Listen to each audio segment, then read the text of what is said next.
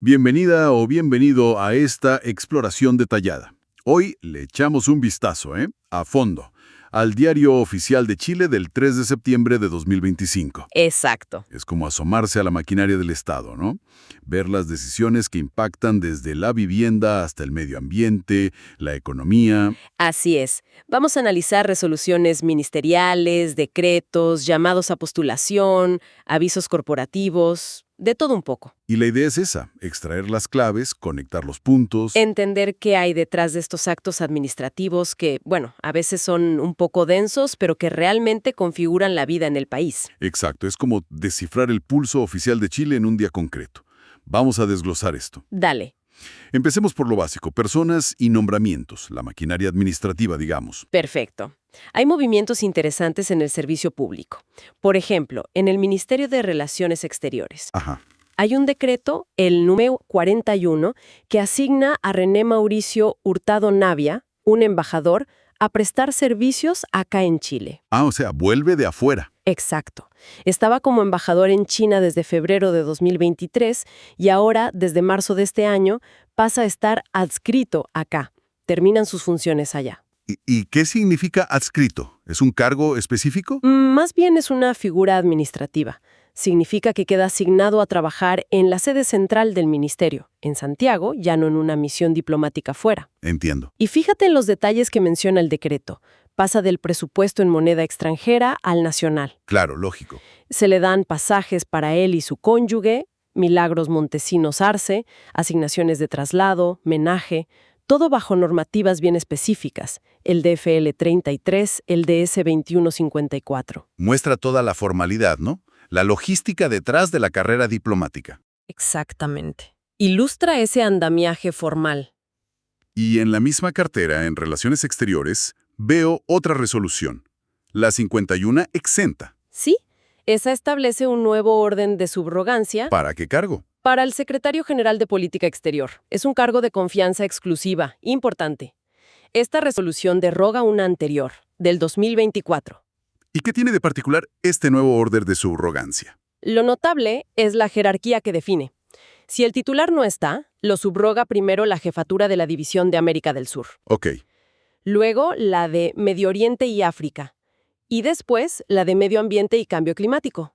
Interesante la secuencia. Sí, revela un poco la estructura interna y quizás las prioridades funcionales dentro de la subsecretaría, ¿no? Pues.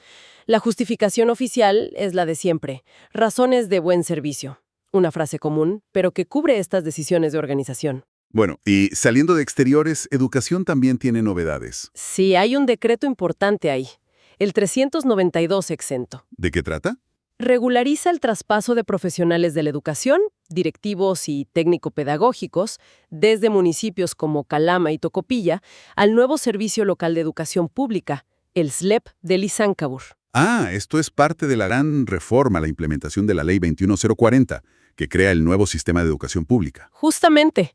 Y este decreto nos muestra algunos de los, digamos, tropiezos o complejidades del proceso. ¿Cómo cuáles? Bueno, para empezar, el traspaso estaba planeado para 2024. Pero se pospuso a enero de 2025. ¿Por qué? Porque el propio ministerio evaluó que las condiciones no eran idóneas en ese momento. Mira. Y además, el decreto detalla quiénes sí y quiénes no fueron traspasados de cada comuna.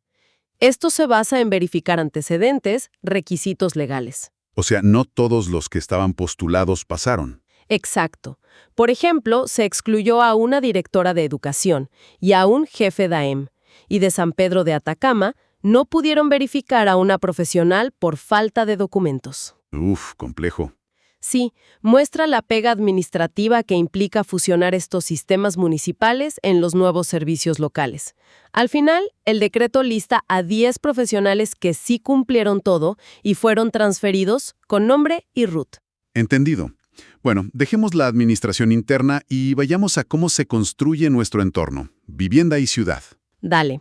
Aquí hay cosas interesantes también. En la región de Valparaíso, por ejemplo, una resolución, la 819 exenta, lanza un llamado especial para postular a subsidios. ¿Subsidios para qué? Del Programa de Mejoramiento de Viviendas y Barrios, el famoso DS27. Pero este llamado está enfocado específicamente en condominios. O sea, para mejorar edificios o espacios comunes en copropiedades. Justamente. El objetivo es mejorar la calidad de vida ahí, ya sea mejorando bienes comunes o incluso ampliando viviendas dentro de esas copropiedades. Y lo que me llamó la atención al leerlo son las condiciones. Parecen muy específicas, ¿no? Sobre todo los criterios de priorización. Muchísimo. Es que el reglamento, el DS-27, permite estas condiciones especiales que cada región puede definir, y Valparaíso está usando esa facultad para enfocar los recursos. Buscan revitalizar áreas patrimoniales y también cumplir con ciertas agendas de inclusión. A ver, cuéntame de esos criterios de puntaje. Mira, para los condominios de vivienda social se ponderan varios factores. Primero, lo clásico, la pobreza comunal según la encuesta CACEN. También si el condominio ya fue seleccionado antes. Ah, para no repetir quizás. Claro. La antigüedad del condominio también suma puntos, especialmente los anteriores a 1976. Pero lo fuerte, un 40% del puntaje total, viene de criterios regionales específicos. ¿Y cuáles son esos criterios regionales? Son bien reveladores de las prioridades locales. Por ejemplo, se puntúa la ubicación en zonas que se consideran desmejoradas. ¿Cómo qué? Laderas con poca exposición al sol o expuestas a vientos fuertes, humedad, también el tamaño promedio de las viviendas. Ojo con esto. Las viviendas más chicas, de menos de 35 metros cuadrados, dan el máximo puntaje. Wow, o sea, ¿se prioriza el hacinamiento? O en la precariedad del espacio, sí. También suma puntos la presencia de asbesto-cemento, típico de construcciones pre-2001, y si postularon antes y no quedaron. Y luego está la agenda de inclusión. ¿Qué entra en esa agenda? Es interesante. Se da puntaje si en el condominio vive un porcentaje significativo de ciertos grupos. Personas con discapacidad, personas pertenecientes a pueblos indígenas, mínimo un 25%, migrantes, también mínimo 25%, o personas mayores. Acá piden un 40%. ¿Y si cumplen varios? Si cumplen 2 o más de estas variables, obtienen el puntaje máximo en ese ítem de inclusión. Hay criterios similares, aunque con matices, para condominios económicos y otros tipos también. Es una focalización muy clara. Condicionamiento térmico, pero con condiciones estrictas sobre la antigüedad y el estado estructural del edificio, o para eficiencia energética o hídrica. Y mencionaste algo de exigencias a las entidades patrocinantes. Sí, eso es clave. No es solo construir o arreglar. A las entidades que ayudan a postular y gestionar el proyecto, se les exige capacitar a los residentes. ¿Capacitar en qué?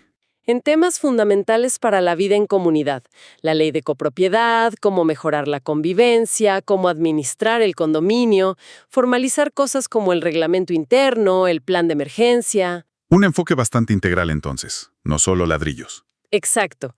Busca fortalecer el tejido social además de la infraestructura física. Muy bien. Y de Valparaíso, con sus condominios y criterios urbanos, nos vamos a Punitaqui, en la región de Coquimbo. Otra resolución, la 1054 exenta. Sí, este es otro caso interesante de cómo se adaptan las normas para facilitar la vivienda social.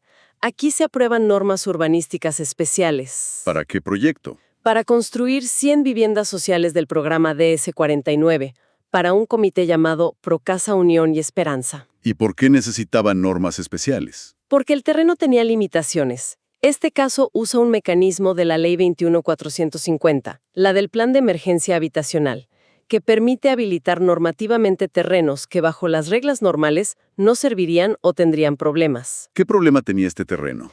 Estaba en una zona, SAP creo que era la sigla, que sí permitía uso residencial, pero no con la densidad suficiente para construir 100 viviendas sociales. Entiendo. ¿Y había algún otro tema con el terreno? Sí, y es importante. Una parte del terreno está afectada por un área de riesgo de inundación clasificada como AR1. Uy. ¿Y cómo se resuelve eso? La solución propuesta, y que la resolución acepta, es bien práctica.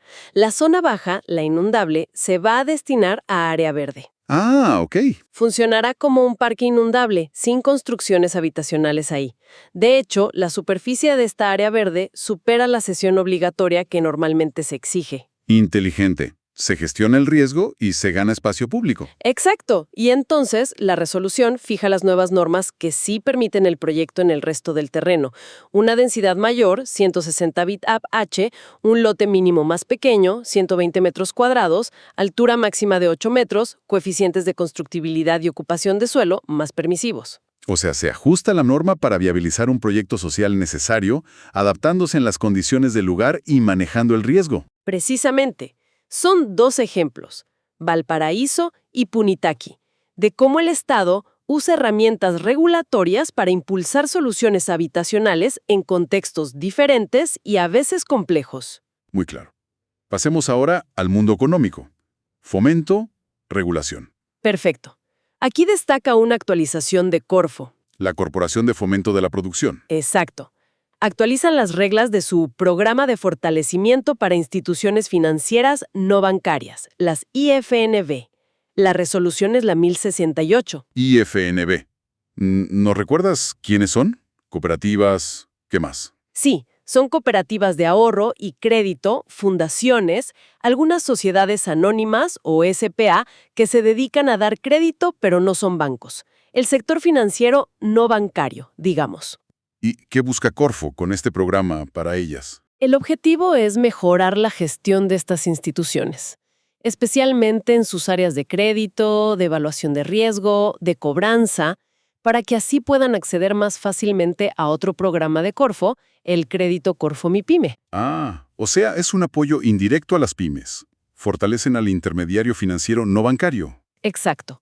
Para que éste pueda prestar más y mejor a las micro, pequeñas y medianas empresas. Exacto.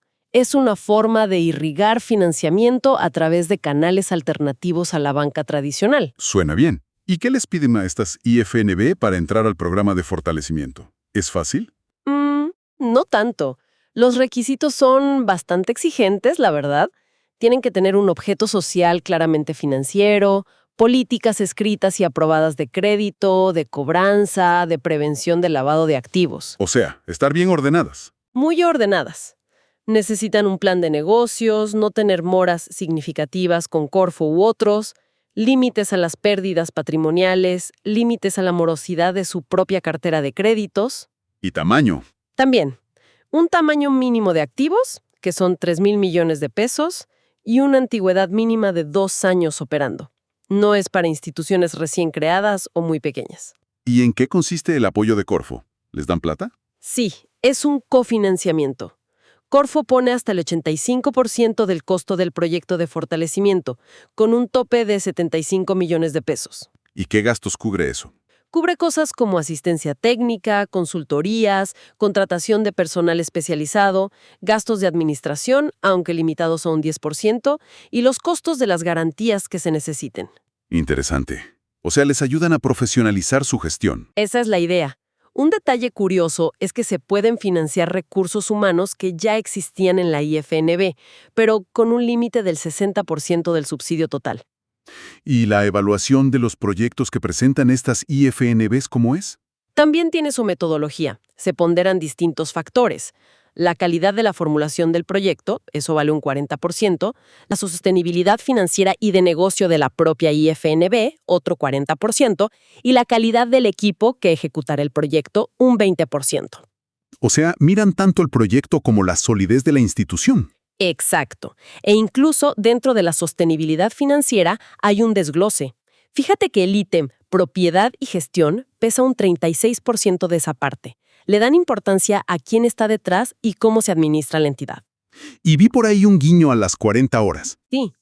Hay un bono del 5% en la nota final para los proyectos cuya IFNB beneficiaria sea una pyme que ya haya implementado de forma anticipada la jornada laboral de 40 horas. La Ley 21.561. Un pequeño incentivo extra por buenas prácticas laborales. Un detalle, pero muestra una conexión entre políticas de fomento y laborales. Ok, siguiendo en temas económicos, pero más del lado de la regulación del comercio exterior. Hay un decreto, el 8 exento, que actualiza una lista enorme. Sí, es la lista de mercancías que quedan excluidas del reintegro simplificado para exportaciones menores no tradicionales. La Ley 18.480. Este es el beneficio del 3% del valor FOB, ¿cierto? Para incentivar exportaciones que no son las típicas o que recién empiezan. Ese mismo. Pero la idea es que sea un impulso temporal. Entonces, cada año se revisa qué productos ya no necesitan ese empujoncito porque se consolidaron o porque superaron ciertos montos de exportación. ¿Y qué tipo de productos salen ahora? La lista es larguísima y súper variada.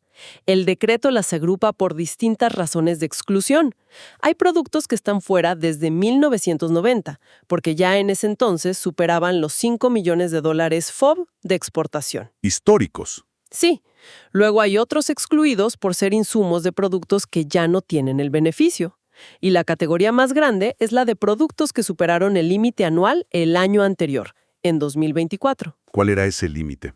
Para 2024, el umbral se fijó en $32.646.600 FOB. Los que pasaron esa cifra quedan fuera del 3% este año. Y mirando la lista uno ve, bueno, casi todo lo que Chile exporta, ¿no? Prácticamente. Hay muchos productos del mar.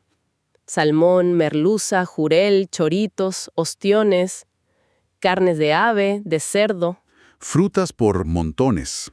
Arándanos, uvas, cerezas, manzanas, kiwis. Vinos, mosto de uva. Celulosa, madera aserrada, tableros. Cobre en distintas formas. Carbonato de litio. Químicos, farmacéuticos, maquinaria, incluso servicios. Sí, servicios de investigación de semillas, por ejemplo. La verdad es que esta lista de excluidos es casi un catálogo de los sectores exportadores más exitosos de Chile. Refleja qué productos ya no se consideran menores ni no tradicionales. Es un indicador interesante de la madurez exportadora, entonces. Totalmente. Es un sistema que se ajusta solo, digamos. El éxito te saca del beneficio. Entendido. Y para cerrar este bloque económico, un tema más técnico de la Superintendencia de Electricidad y Combustibles, la SEC. Sí, una resolución que moderniza un trámite específico. La 34.031 exenta. ¿Qué trámite es?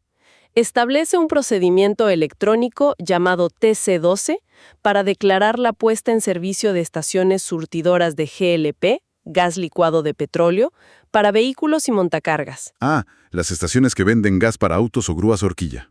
Esas mismas. Ahora el trámite se hace a través de su sistema en línea, el e-declarador. ¿Y qué implica para el que hace el trámite? Menos papeleo. Bueno, el trámite es digital, pero el papeleo, digamos, se adjunta digitalmente. Requiere que lo haga un instalador de gas clase 1 autorizado por la SEC. Y ojo, la resolución detalla una lista de 18 documentos que hay que adjuntar. 18. Sí, desde certificados de conformidad de los equipos, pruebas de hermeticidad, planos de la instalación, memorias descriptivas, manuales de seguridad y operación. Es bastante exhaustivo. O sea, se digitaliza el proceso, pero la exigencia de documentación para asegurar la seguridad sigue siendo alta. Altísima, como debe ser en temas de combustibles. Pero, un punto importante, la resolución mantiene la opción del trámite manual como alternativa. Ah, bien. Pensando en quienes quizás no tengan fácil acceso a lo digital. Exacta. Muestra ese avance hacia la digitalización, pero con una red de seguridad para no dejar a nadie completamente fuera. Un equilibrio razonable. Perfecto. Dejemos la economía y la regulación sectorial y entremos a un tema siempre crucial: medio ambiente y recursos naturales. Cierto. Hay dos resoluciones aquí que me parecen destacables hoy. A ver. La primera es la 5669 exenta. Aprueba una metodología específica para proyectos de reducción de emisiones. ¿En qué contexto? Esto se relaciona con los impuestos verdes, establecidos por la Ley 20780. Las empresas que emiten ciertos contaminantes, como material particulado PM2.5, pagan un impuesto por ello. Sí. Pero la ley les permite compensar una parte de ese impuesto si financian proyectos que reduzcan esas mismas emisiones en otro lugar. Entiendo. ¿Y la metodología es para qué tipo de proyectos? Esta metodología que se aprueba ahora es para el recambio de calefactores a leña por equipos de calefacción eléctrica de alta eficiencia energética para la región del Biobío. Ah, clave para el SOR, el problema de la contaminación por leña. Exactamente. El objetivo es reducir las emisiones de PM2.5, que son un problema grave en invierno en zonas como Concepción Metropolitano, Los Ángeles, donde la leña residencial es una fuente principal de contaminación del aire. ¿Y qué hace esta metodología? ¿Define cómo medir? Define todo el proceso para que esas reducciones de emisiones se consideren válidas para la compensación del impuesto. Tienen que ser adicionales, medibles, verificables y permanentes, como dice la ley. Por ejemplo, Detalla cómo validar el proyecto, cómo asegurarse de que el calefactor a leña viejo sea efectivamente destruido, usan el término chatarrizado, para que no se vuelva a usar. importante eso. Cómo verificar que el equipo eléctrico nuevo esté funcionando correctamente. Y lo más importante, cómo calcular las emisiones evitadas de una forma estandarizada y conservadora. O sea, le da un marco claro y oficial a este tipo de proyectos de compensación. Justamente. Y al aprobarse y publicarse, esta metodología entra a un catastro público. Así, las empresas que quieran compensar sus impuestos pueden usarla sabiendo que cumple con los requisitos del Ministerio del Medio Ambiente. Facilita la acción concreta. Bien. ¿Y la segunda resolución ambiental? La segunda es un extracto de la Resolución Exenta 5715 y se relaciona con la nueva ley que crea el Servicio de Biodiversidad y Áreas Protegidas, el SBAP. La Ley 21600. ¿Qué dice este extracto? Anuncia que se aprobó una lista preliminar de sitios prioritarios para la conservación. ¿Para todo Chile? No, para la macrozona norte. Regiones de Arica y Parinacota, Tarapacá, Antofagasta y Atacama. Y lo más importante, somete esta lista preliminar a consulta pública por 30 días. O sea, la gente puede opinar sobre qué sitios se incluyen. Exactamente. Esto es un paso súper relevante. La Ley 21600 mandató identificar estos sitios, que en muchos casos ya estaban reconocidos en estrategias de biodiversidad anteriores, pero ahora, bajo la nueva ley, van a tener efectos jurídicos concretos. ¿Y qué tipo de lugares están en esta lista preliminar del norte? Es una lista muy interesante. Refleja la diversidad ecológica de esa zona. Hay oasis de niebla costeros como los cerros de Poconchile o Punta Gruesa, desembocaduras de ríos clave como el Yuta y el Loa, humedales, tanto costeros como altoandinos, las lagunas altoandinas, por ejemplo. Zonas marinas también. Sí, zonas de alta productividad marina como la Bahía Chipana, ecosistemas del desierto con flora endémica única como la costa de Paposo o los llanos de Chale, incluso zonas geotérmicas como los géiseres del Patio y áreas volcánicas como el Licancabur. Una selección bien completa parece. Sí, y para cada sitio la resolución provee el nombre, un código, una descripción de su valor ecológico, la superficie aproximada y las coordenadas. La idea de la consulta pública es que cualquiera, científicos, comunidades locales, organizaciones, ciudadanos, pueda hacer observaciones, proponer ajustes, etc. Es un paso importante para empezar a materializar la protección que promete la nueva ley SBAP. Definitivamente. Le da cuerpo a esa nueva institucionalidad ambiental. Bueno, y para ir cerrando nuestro recorrido por el diario oficial de hoy, veamos esas publicaciones más del día a día corporativo y ajustes sectoriales. Claro, siempre hay de eso. Vemos los avisos típicos de citaciones a juntas de accionistas. ¿De quiénes? Hoy aparecen la Sociedad Geográfica Andes Handbook, que hará su junta virtual para ver informes y elegir directorio. El Colegio Francisco de Miranda, presencial, también para elegir directorio. Una inmobiliaria Buin, presencial, con varios temas incluyendo estados financieros y elección de directorio. Y Mar Fusión, también presencial, pero solo para reformar estatutos. Son los trámites rutinarios pero necesarios para la gobernanza de las empresas, ¿no? Exacto. Cumplimiento legal y estatutario, transparencia hacia los accionistas, toma de decisiones formales. Es el motorcito de la vida corporativa. También veo un aviso de SADEL. Sí, la Sociedad de Derechos de las Letras. Informan las tarifas generales que aprobaron para los años 2028 a 2032. Planificando con harta anticipación. 5 años. Fijan las tarifas en UF por estudiante matriculado en establecimientos educacionales. Y con un incremento anual progresivo. Empiezan en 0,06468 UF en 2028 y terminan en 0,0786 y fracción UF en 2032. Curioso ver esa planificación tan a largo plazo publicada oficialmente. Sí, le da certeza al sector educacional sobre esos costos por derechos de autor. Luego, en el ámbito laboral, Chile valora. El Sistema Nacional de Certificación de Competencias Laborales. Autoriza a un centro acreditado Asesorías Capitol Group a ampliar su alcance. Así es. Ahora este centro podrá certificar perfiles ocupacionales del sector de artes escénicas. ¿Cómo cuáles? Mencionan específicamente escenotécnico, gestor cultural, luminotécnico y sonidista de espectáculos. Qué bueno. Eso permite formalizar y reconocer las competencias de trabajadores de ese rubro que a veces es más informal. Exacto, le da un respaldo oficial a la experiencia y habilidades de esas personas. Es importante para la movilidad laboral y el reconocimiento profesional. Y finalmente, un par de ajustes más técnicos. Uno de telecomunicaciones. Sí, una solicitud de Wilsa para rectificar datos de una estación base en Rancagua, la dirección, las coordenadas, el código, se abre el plazo típico de 30 días por si alguien quiere oponerse, un trámite bastante estándar. Y el otro, que parece más complejo, es de energía. Un decreto, el 226 exento. Ah, sí. Este es interesante porque conecta con lo que hablábamos antes de la ley eléctrica.